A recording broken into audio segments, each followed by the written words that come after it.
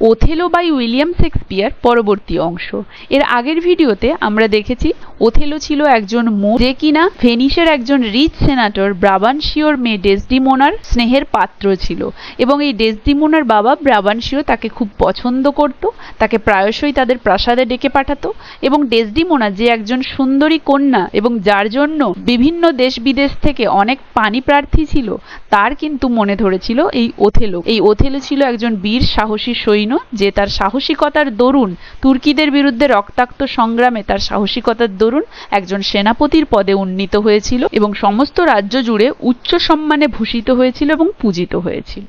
এরপরে দেখো, Othello had been a great traveller. Othello ছিল এক মহান ভ্রমণকারী। And Desdemona was all the more keen to listen to the stories of adventure that Othello recollected from his experience in the battles. তাহলে Desdemona was all the more keen to listen. Desdemona খুব উৎসুক ছিল to listen, শুনতে, to the story, সেই গল্পগুলি of adventure, ওই অভিযানের, that Othello recollected, যেগুলো ওথেলো স্মরণ করছিল, ফ্রম হিজ এক্সপিরিয়েন্স, তার অভিজ্ঞতা থেকে, ইন দ্য ব্যাটেলস, যুদ্ধক্ষেত্রে, sieges and encounters the perils he had been expose to. তাহলে বলছে সেইজ মানে অবরোধ, এনকাউন্টার্স মানে বিপদের মুখোমুখি হওয়া, দ্য পেরিলস মানে হচ্ছে বিপদ, হি হ্যাড বিন এক্সপোজ টু, যেটার সে সম্মুখীন হয়েছিল। এক্সপোজ মানে উন্মুক্ত, মানে যেই বিপদের সামনে সে উন্মুক্ত হয়েছিল, মানে যেই বিপদের মুখে সে পড়েছিল। হিজ হেয়ার ব্রেড এসকেপ, আর অতি নিকটবর্তী উদ্ধার। হেয়ার ব্রেড মানে একদম চুলের সমান, অতি নিকটবর্তী উদ্ধার।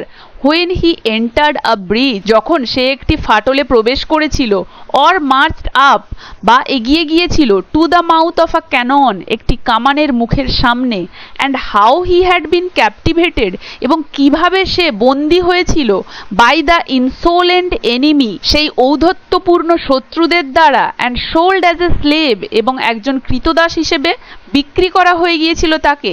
how he deemed himself in that state, কিভাবে সে নিজেকে হেয় করেছিল ওই অবস্থায়, and escaped, এবং সেখান থেকে পালিয়ে যেতে সক্ষম হয়েছিল।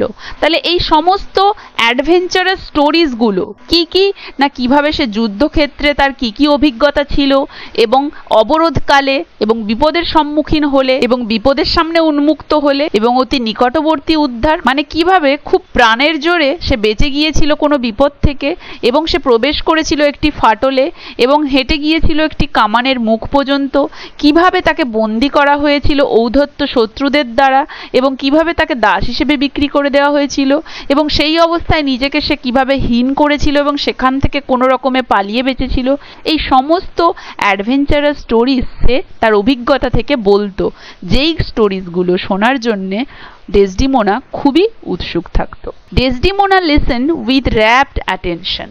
র্যাপ্ট মানে খুব গভীর, বিমগ্ন। তাহলে ডেসডিমোনা এগুলো শুনতো বিমগ্ন মনোযোগ দিয়ে, মানে খুব গভীর মনোযোগ দিয়ে। অফ অল দিস অ্যাকাউন্টস, এই সমস্ত তথ্যগুলো বা এই সমস্ত ঘটনাগুলো। Added to the narration of the strange things Othello had seen in foreign countries. এই বর্ণনাগুলোর সাথে আরও ওথেলো কি যোগ করতো, সেই সমস্ত আশ্চর্য জিনিসগুলো যেগুলো ওথেলো সেই বিদেশি দেশগুলোতে দেখেছিল। কি যেমন দ্য ভাস্ট ওয়াইল্ডারনেস, সেই বিস্তৃত ওয়াইল্ডারনেস মানে জনহীন স্থান, অ্যান্ড রোম্যান্টিক ক্যাভার্ন, সেই প্রেমমূলক ক্যাভার্ন মানে গুহা, দ্য কোয়ারিজ খাদ, দ্য রকস পাহাড়, অ্যান্ড লফটি মাউন্টেন্স এবং উচ্চ পর্বতমালা, দ্যাট টাচ দ্য ক্লাউড, যেগুলো সেই মেঘকে ছুঁয়েছিল, দ্য স্যাভেজ নেশন, সেই বন্য জাতিসমূহ, দ্য ক্যানিবল, সেই মানুষ খেকো, হু আর ম্যান ইটার্স, যারা মানুষ খায়, and a race of people, এবং এক জাতের মানুষ এবং একটি সম্প্রদায়ের মানুষ, in Africa, whose heads do grow beneath their shoulders, যাদের হেড, যাদের মাথা, ডু গ্রো গজিয়ে উঠতো, বিনিথ নিচে বা তলদেশে, দেয়ার শোল্ডার্স তাদের কাঁধের নিচে। তাহলে এই সমস্ত অ্যাডভেঞ্চারাস স্টোরিজের সাথে সাথে আরও কিছু আশ্চর্য জিনিস, আরও কিছু আশ্চর্যজনক জিনিস ওথেলো তার বর্ণনার সাথে যুক্ত করত, যেগুলো সে ওই ফরেন কান্ট্রিজগুলোতে দেখেছিল। সেগুলোর মধ্যে ওই বিস্তৃত জনমানবহীন স্থান, স্থান,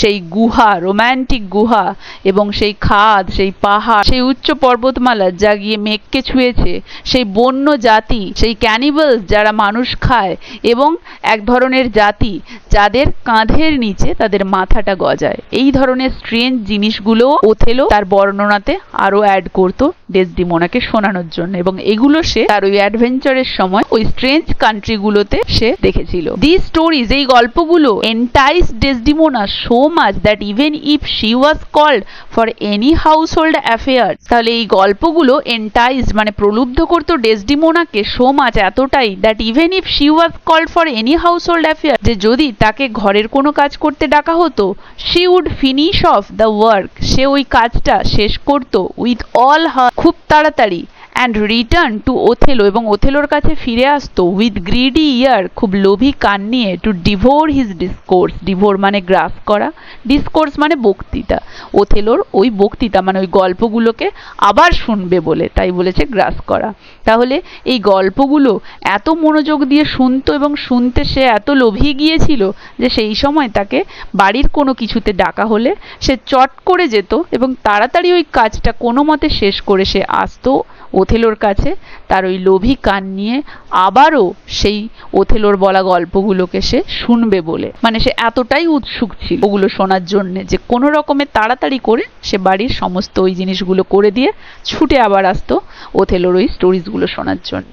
at the end of his stories, তার গল্পের শেষে ডেসডিমোনা উড অলওয়েজ সাই, সবসময় একটা দীর্ঘ নিঃশ্বাস ফেলতো, অ্যান্ড দেন থ্যাংক হিম, এবং তারপরে তাকে ধন্যবাদ জানাতো, কাকে? ওথেলোকে, অ্যান্ড উইশড দ্যাট, এবং ইচ্ছা প্রকাশ করতো যে if he had a friend, যদি তার একটা বন্ধু থাকতো, হু লাভড হার, যে কিনা তাকে ভালোবাসতো, he had only to teach him, সে তাকে শুধুমাত্র এই জিনিসটাই শিক্ষা দিত বা শিখিয়ে রাখতো, how to tell his stories, তার গল্পগুলো কিভাবে বলতে হয়, and that would woo her, এবং যেগুলো তাকে তার পানিপ্রার্থী করবে। মানে ডেসডিমোনা গল্পগুলো শোনার শেষে একটা দীর্ঘ নিঃশ্বাস ফেলতো, ওথেলোকে ধন্যবাদ জানাতো এবং ওথেলোকে আরো বলতো যে ইস, যদি আপনার কোনো বন্ধু থাকতো তাহলে আপনি শুধু তাকে এটা শেখাতেন যে কিভাবে এই গল্পগুলো বলতে হয়, এবং এই গল্পগুলো বলার মাধ্যমে সে আমার পানিপ্রার্থী হয়ে যেত, মানে এই গল্পগুলো বলেই সে আমার মন জয় করে নিত, মানে আমি তাকে পছন্দ করে ফেলতাম, এরকম একটা ইঙ্গিত ডেসডিমোনা ওথেলোকে দিল।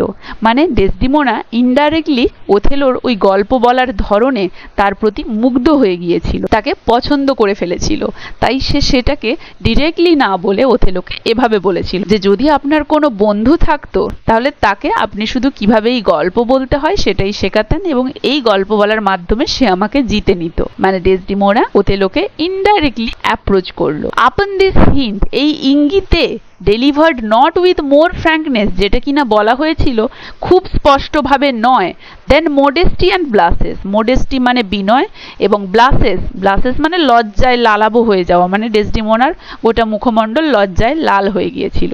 তাহলে ডেসডিমোনার এই ইঙ্গিতে, যেটা সরাসরি স্পষ্ট করে বলা ছিল না কিন্তু বিনয় এবং লজ্জায় বলা হয়েছিল, which Othello could not but understand, যেটা ওথেলো অবশ্যই বুঝতে পেরেছিল, and he spoke more openly of his love, এবং সে সেটা বুঝতে পেরে, মানে ডেসডিমোনার ওই ইঙ্গিতটা যে ডেসডিমোনা ইনডাইরেক্টলি বলতে চাইছে যে সে তাকে পছন্দ করে, সেই ইঙ্গিতটা সে ভালোভাবেই বুঝতে পেরেছিল এবং সেটা বুঝে সে তাকে নিজের ভালোবাসা তার প্রতি স্পোক মোর ওপেনলি, খুব খোলাখুলিভাবে বলেছিল। অ্যান্ড দাস, এটা অ্যান্ড হবে, and thus gain the consent of the generous and gorgeous lady Desdemona to marry him, এবং গেইন্ড অর্জন করেছিল দ্য কনসেন্ট সম্মতি অফ দ্য জেনারাস, জেনারাস মানে উদার, অ্যান্ড গর্জিয়াস এবং সেই চমৎকার লেডি ডেসডিমোনার টু ম্যারি হিম, তাকে বিয়ে করতে।